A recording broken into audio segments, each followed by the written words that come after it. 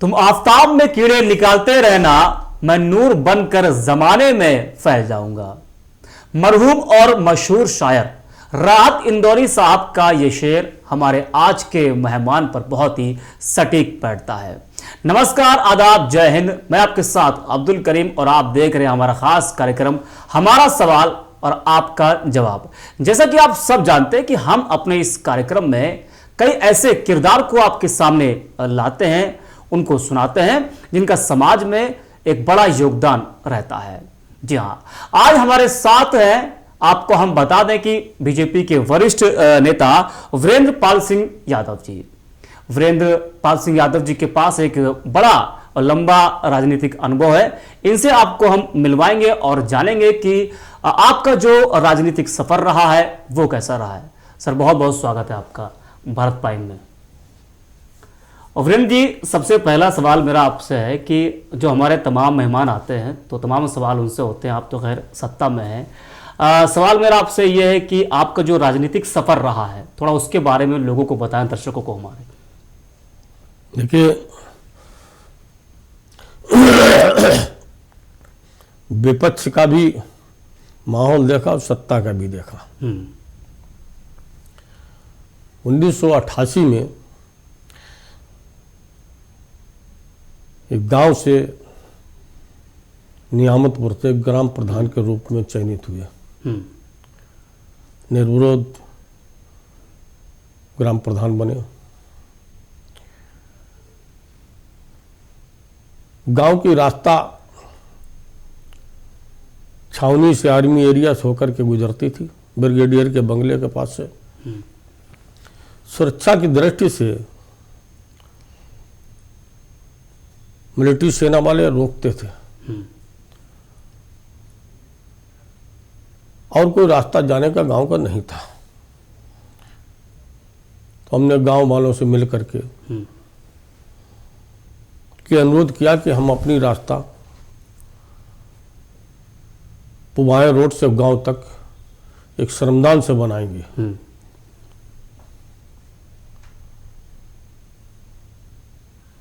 तत्कालीन जिलाधिकारी श्री आर के कुंवर जी इस कार्यक्रम के मुख्य अतिथि थे। आदरणीय सुरेश कुमार खन्ना हमारे गुरु हैं। उनकी उपस्थिति में हमने एक श्रमदान प्रारंभ किया।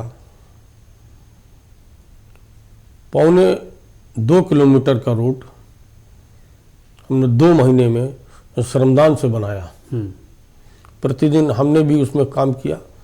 गांव के प्रत्येक घर से 1-2 घंटे लोग समय श्रमदान के रूप में देते थे और 2 महीने में वो रोड बनके कंप्लीट हो गई।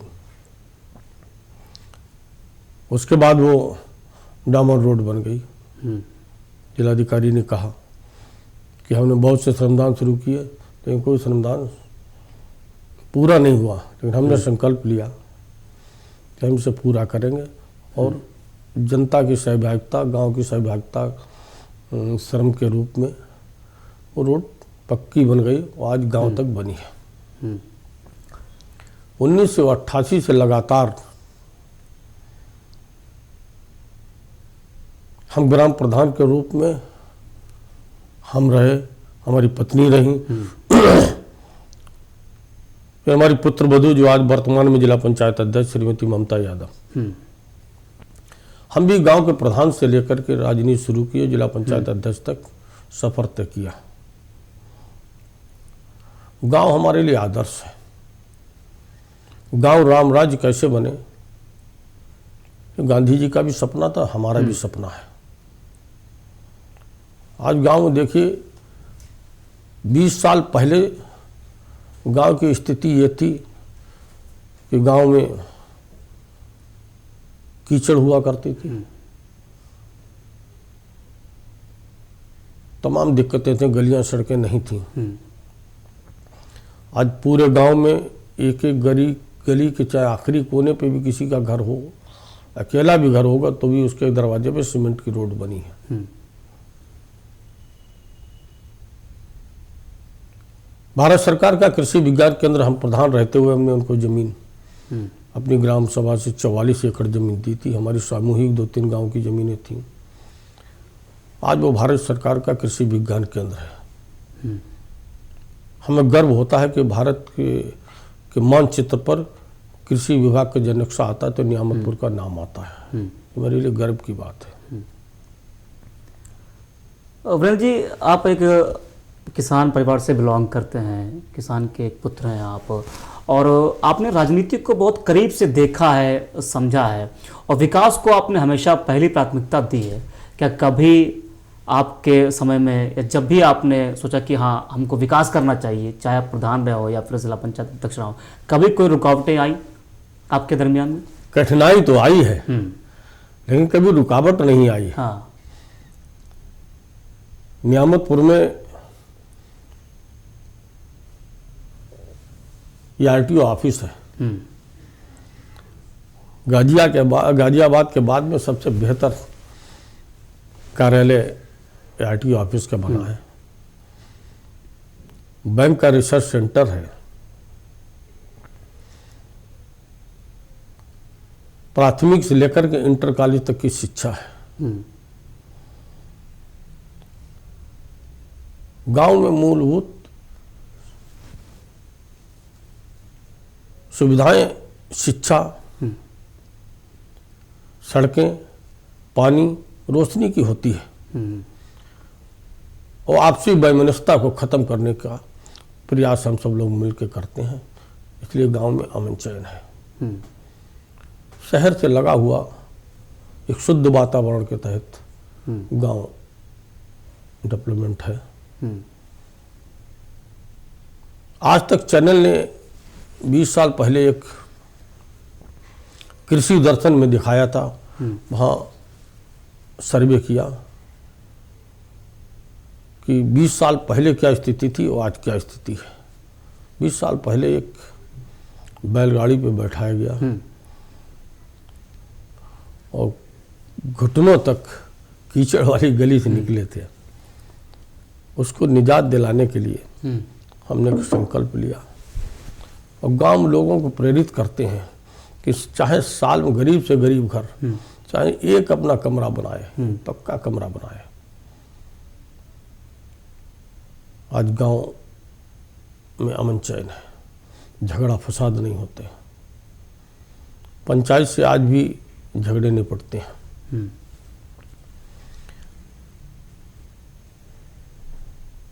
राजनीतिक क्षेत्र में भी हम भारतीय जनता पार्टी के युवा मोर्चा की जिलाध्यक्ष रहे। युवा मोर्चा के जिलाध्यक्ष रहते हुए हम जिला पंचायत के अध्यक्ष बने। भारतीय जनता पार्टी के भी जिलाध्यक्ष रहे।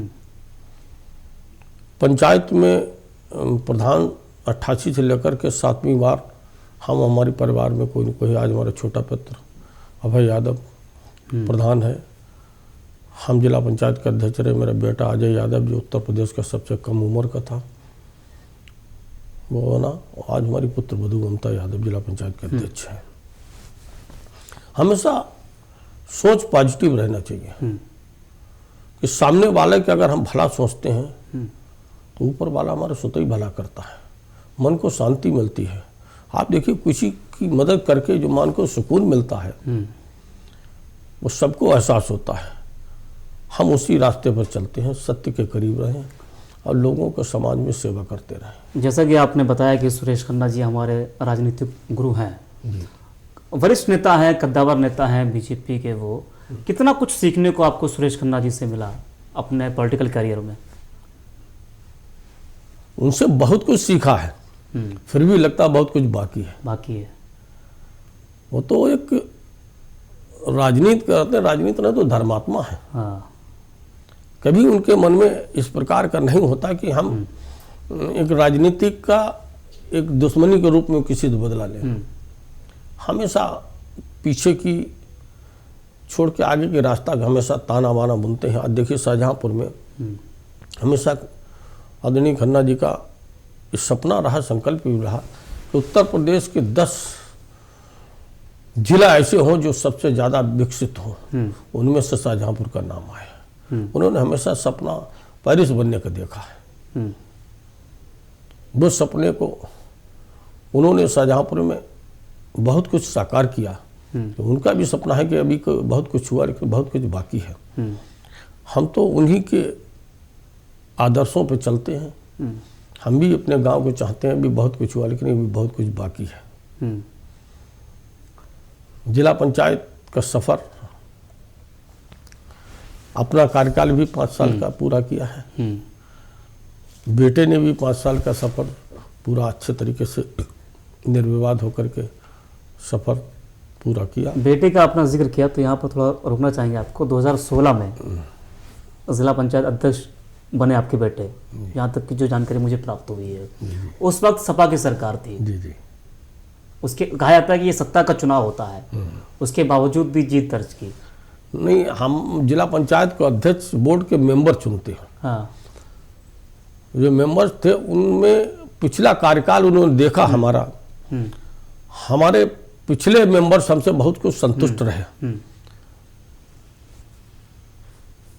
जिले का जनता का विकास बहुत किया ग्रामीण क्षेत्र को। आज भी 20 साल पुराने बोर्ड देखने को मिलते हैं। एक जनमानस में भी इस बात की मन में जिज्ञासा थी कि अध्यक्ष के रूप में हम या मेरा परिवार का बने। जिसका पिछला कार्यकाल अच्छा होता है उसको जनता और मेंबर्स प्राथमिकता और वरीयता देते हैं। सामने जो प्रत्याशी थे उनसे बेहतर हमारा कार्यकाल सदस्यों के रूप में, और सदस्यों को जिस जनता ने चुना है उस जनता को इस बात का एहसास था कि अगर ये जिला पंचायत के अध्यक्ष बने तो ग्रामीण क्षेत्र का विकास होगा। मेंबर्स को भरोसा था आपके ऊपर, इसलिए मेंबर्स को हम पे भरोसा था। उन्होंने हम पर विश्वास जताया और मेरे बेटे को जिला पंचायत अध्यक्ष के रूप में चुना है। कई बार आपने तिलहर से विधानसभा सीट से टिकट मांगा आपने, उसके बावजूद भी नहीं मिला आपको, पार्टी ने नहीं किसी दिया। पद पर रहते हुए हाँ, तो वजह क्या जनता रही की इसमें? सेवा बेहतर की जा सकती है। हाँ, हम 2007 में जलालाबाद विधानसभा से भारतीय जनता पार्टी की टिकट पर चुनाव लड़े थे। उसके बाद तिलहर हमारे पड़ोस का क्षेत्र था। हमारा किसी न किसी रूप में लगातार लोगों से संपर्क रहता था।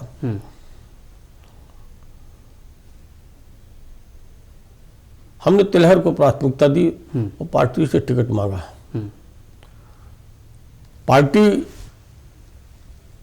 ने जिसको टिकट दिया है वो निर्णय हमें स्वीकार हुआ और हमने पूरी क्षमता और ईमानदारी के साथ में भारतीय जनता पार्टी के प्रत्याशी को मदद करके विधानसभा में भेजने का काम किया है। तमाम चुनावों में देखा जाता है कि अगर जो टिकट के दावेदार होते हैं उनको टिकट नहीं मिलता है तो बगावत कर जाते हैं, वो दूसरा दल अपना लेते हैं, वहाँ चले जाते हैं।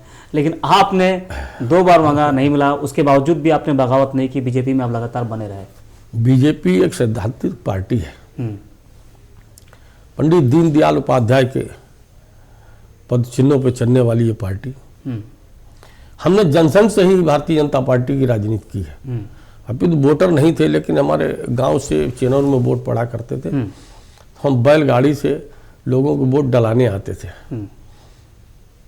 तन में मन में तो भारतीय जनता पार्टी है। पार्टी की निर्णय है सर्वोपरि है। पार्टी जो निर्णय लिया उसे हम सबको मानना चाहिए और ये पार्टी का सिद्धांत है, उस सिद्धांत पे हम अडिग हैं। अच्छा, थोड़ा सवाल 2024 लोकसभा चुनाव को लेकर भी हो जाए। तैयारियां सभी जो दल है वो कर रहे हैं। कांग्रेस की अगर बात की जाए तो भारत जोड़ो यात्रा देखा आपने, राहुल गांधी जी ने निकाला कन्याकुमारी से कश्मीर तक। प्रियंका गांधी ने शुरू किया हाथ जोड़ो यात्रा। इन सब का असर, लोग कह रहे हैं कि इससे कांग्रेस को मजबूती मिलती हुई दिखाई दे रही है। आपका मानना क्या है इसमें? देखिए, श्री राहुल गांधी जी ने यात्रा, भारत जोड़ो यात्रा प्रारंभ की है।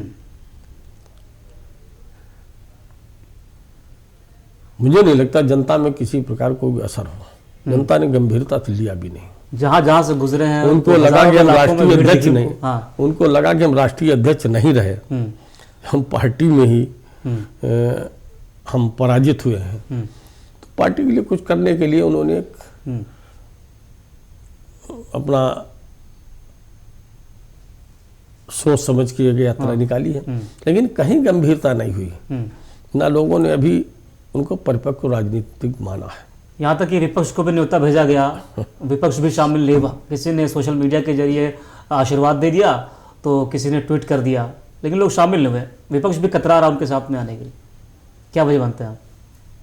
आज कांग्रेस ने जो राज्य किया है, हाँ, देश को उससे निजात मिली। देश के लिए ऐसा कुछ नहीं किया है, तो देश उन पर गर्व करे, कांग्रेस पार्टी पर गर्व करे। देश के लिए किया है तो यशस्वी वर्तमान प्रधानमंत्री आदरणीय नरेंद्र मोदी जी ने, जिन्होंने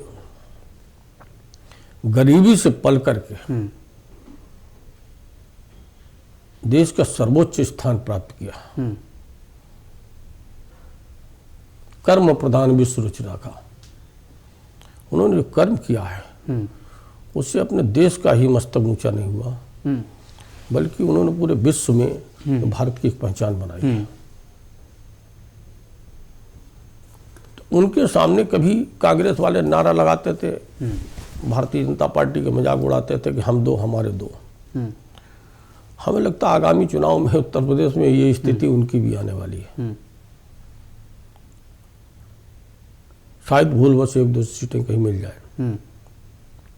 हमें नहीं लगता। जनता पूरी तरीके से राष्ट्र प्रेम से जुड़ी हुई भारतीय जनता पार्टी अपना नेता देश का आदरणीय नरेंद्र मोदी जी को मान चुकी है। आदरणीय नरेंद्र मोदी जी कभी अपने आप को नेता नहीं मानते, जनता के सेवक मानते हैं। प्रदेश में यशस्वी मुख्यमंत्री योगी आदित्यनाथ, जब से सरकार आई गुंडागर्दी बंद है। आप लखनऊ के निवासी हैं, आपको लखनऊ में भी लगता होगा आप लूट खसोट, गुंडागर्दी और इस तरीके के से निजात मिल गया है। शाहजहांपुर का एक ऐसा भी किसी समय प्रकोप रहा विपक्ष की सरकारों में कि बच्चे घर से जाते थे स्कूल, अगर गाड़ी पंचर भी हो गई तो माँ बाप के अभिभावकों के पसीने छूट जाता है, मेरे बच्चे का अपहरण तो नहीं हुआ। अब बच्चा चाहे 1 घंटा लेट भी हो गया होगा तो भी कहते हैं कि चलो किसी वजह से विद्यालय में रोक लिया, को किसी प्रकार की कोई चिंता नहीं रहती, हमारा बच्चा सुरक्षित है। ये इतना बड़ा योगदान है इस सरकार का। देश प्रदेश खुशहाल है और बहुत। अब देखिए प्रदेश में तमाम विदेशी लोग इंडस्ट्रीज लगा रहे हैं। एक बहुत कुछ उत्तर प्रदेश के रूप में, विकास के रूप में काफ़ी उभरने जा रहा है। तो हमें नहीं लगता कि कांग्रेस कहीं देश विदेश खुशहाल है। आपने कहा कुछ स्टेटमेंट्स हैं आज, जैसे कि अखिलेश यादव जी ने भी बयान दिया है और रेपो रेट जो बढ़ाया गया उसको लेकर भी कांग्रेस ने हमला बोला है। अखिलेश यादव जी ने एक बयान दिया है, जो रोडवेज बस का किराया बढ़ाया गया है उसको लेकर अखिलेश ने कहा है कि बस का किराया बढ़ाकर जो इन्वेस्टर समिट है उसका खर्चा निकाला जा रहा है। इसको कैसे देखते हैं? नहीं, किसी संस्था को चलाने के लिए या कोई विभाग चलाने के लिए 2 चीज़ों की जरूरत पड़ती है, फंड और फंक्शन की। फंक्शन भी सरकार के, उसके फंड नहीं होगा तो वो कैसे विकसित होगा। विभाग को बेहतर सुविधाएं देने के लिए, अब देखिए हर आदमी चाहता है कि मुझे बेहतर परिवहन की बस बेहतर मिले, सुविधा युक्त हो, नई बसें हों, तो इस सब को बढ़ाने के लिए फंड की आवश्यकता है। नहीं, रोडवेज बस की बात यहाँ पर नहीं, सिर्फ विभाग की बात नहीं है। तमाम महंगाई को लेकर विपक्ष हमेशा जो है हमलावर रहता है, वो चाहे गैस सिलेंडर की बात हो या फिर और भी कई चीज़ों को आप ले लीजिए। तमाम जो विपक्ष है वो लगातार कई मुद्दों को लेकर, महंगाई, बेरोजगारी, इन सब को लेकर हमलावर रहता है। देखिए गैस के सिलेंडर के बारे में आपको बता दें, जो मेरा व्यक्तिगत अनुभव है, हमने गाँव में देखा है, लकड़ी और कंडे से माताएं बहनें, घर की महिलाएं खाना बनाती थीं और पास में बच्चा बैठा हुआ, धुएं के कारण आंसू निकलते थे और बनाने वाली माँ के भी आंसू निकलते थे। वो गरीबी आदरणीय नरेंद्र मोदी देखते हुए देश में लाखों परिवारों को मुफ्त गैस का सिलेंडर दिया है। आमदनी में भी इजाफा हुआ है। अगर महंगाई हुई थी, आमदनी में भी इजाफा हुआ है। अब कोई भी व्यक्ति ऐसा नहीं मिलेगा कि फटे पुराने कपड़े पहन के निकलता हो या गरीब हो या भूखा रहता हो। सरकार ने महामारी के समय पर भी घर घर राशन मुहैया कराया। आज देखिए 70 करोड़ के परिवारों को लगभग फ्री गल्ला मिलता है। वो तो कहा जा रहा है कि 24 चुनाव करीब है, इस वजह से गल्ला दिया जा रहा है पहले से सरकार की तरफ से। पहले से मिलता है, पहले से मिलता है। ये सरकार नहीं, ये अभी चालू नहीं किया गया, ये पहले से है। पढ़ाई फ्री बच्चे की ग्रामीण क्षेत्र में, सरकारी स्कूलों में मिड डे मील का भोजन फ्री है और कपड़े, ड्रेस, जूते तक फ्री है, किताबें फ्री है। सरकार का मानना है कि सबसे अंतिम छोर पर बैठा व्यक्ति के चेहरे पर मुस्कान लाने का प्रयास कर रही है और इसमें सरकार सफल भी हो रही है। सरकार सफल है मानते हैं आप इस बात को आप? जी ठीक है। राहुल गांधी जी और बयान देते हैं, कांग्रेस का आता है स्टेटमेंट ये अडानी को लेकर कि अडानी के हितों के लिए काम करने वाली सरकार ने महंगाई से परेशान आम आदमी को झटका दिया है। जो रेपो रेट बढ़ाया गया है उसको लेकर कांग्रेस ने ये तंज कसा है। केंद्र कहा कि जो ईएमआई बढ़ेगी, लोन है वो महंगा होगा। अच्छे दिन के वादे किए थे, ये कैसे दिन है? कांग्रेस के स्टेटमेंट अच्छे दिन है, जनता खुशहाल है, वो अच्छे दिन होते हैं। शिक्षा मुफ्त हो जाए, अच्छे दिन होते हैं। चिकित्सा सुविधा अच्छी हो जाए, अच्छे दिन होते हैं। बिजली के लिए लोग अपने घर पे लोग टांट कसते हुए अपने बच्चे की बिजली नाम रख लेते कि बिजली आ गई, बिजली आ गई। बिजली मिलती नहीं थी, अब बिजली जाती नहीं। अब शाहजहांपुर में इतने दिनों से देख के बिजली जाती है, पलक झपकता बिजली फिर आ जाती है। तो अब बाकी रहा कि श्रीमान राहुल गांधी जी क्या कहते हैं, उसका जवाब हमारी सरकार संसद में दे रही है बखूबी, जनता के सामने आ रहा है। बहुत बहुत धन्यवाद सर आपका जुड़ने के लिए हमारे साथ। तो ये थे वीरेंद्र पाल सिंह यादव जी, जिनको आपने सुना। तमाम जो सवाल थे बेबाकी से उन्होंने इसके जवाब दिए और मुझे पूरी उम्मीद है कि आपको यह कार्यक्रम ज़रूर पसंद आया होगा और अगले कार्यक्रम में आपको हम मिलाएंगे एक नए किरदार से। आप देखते रहिए भारत प्राइम 24। धन्यवाद आपका। धन्यवाद। जय हिंद।